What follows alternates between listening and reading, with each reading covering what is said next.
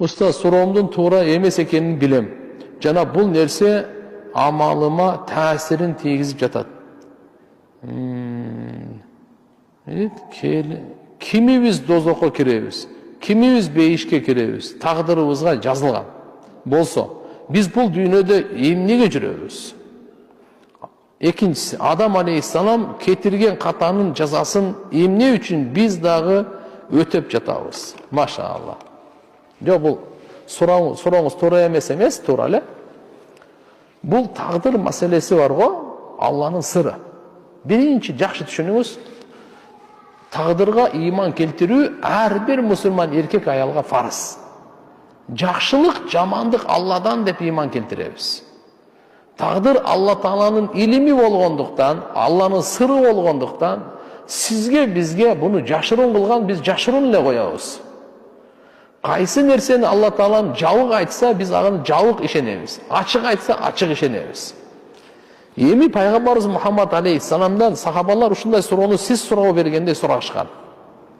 Эгерде Allah Taala bizde жазып койгон болсо, бейиш тозокто экенибизди, анда biz бул жакта эмне үчүн жашайбыз, эмне үчүн аракет кылабыз, эмне кереги бар анда?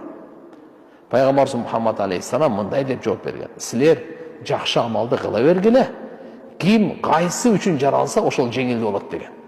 Бейиш үчүн жаралгандарга бейиштин амалы жеңил, дозок үчүн жаралгандарга дозок жеңил. Ошон үчүн кол кармагын те өтүндө кең отурганга болбойт. Biz taqdirga tayanıp жаман иштерди көбүнчө taqdirga tayanıp таштап койгон учурларыбыз болот. Taqdirim ушундай экен да мен эмне кылайын депчи. Жакшы ишти андай кылбайбыз, жаман ишке кылынат.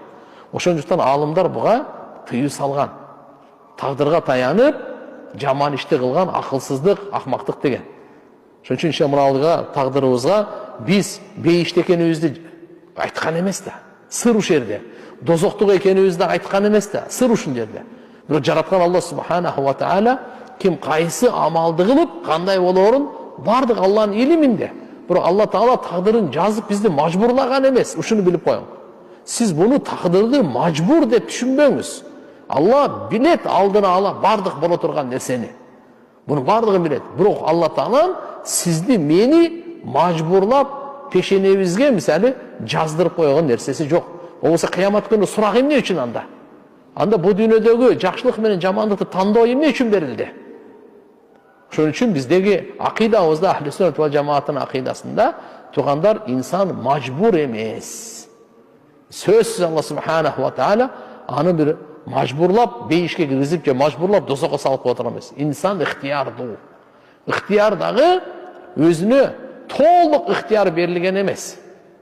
Hazret Ali разияллаху анхудан сураганда, Пайгамбар Али разияллаху анху айтканда, бир утуңузду көтөрүңүз дейт. Бир утун көтөрсөң. Эми экинчи утуңузду көтөрүңүз, ушуну түшүрбөй эле дегенде көтөрө алуу. Ушунчалык ыктыяр берилген да. Бир утты көтөргөнгө чейин эле да.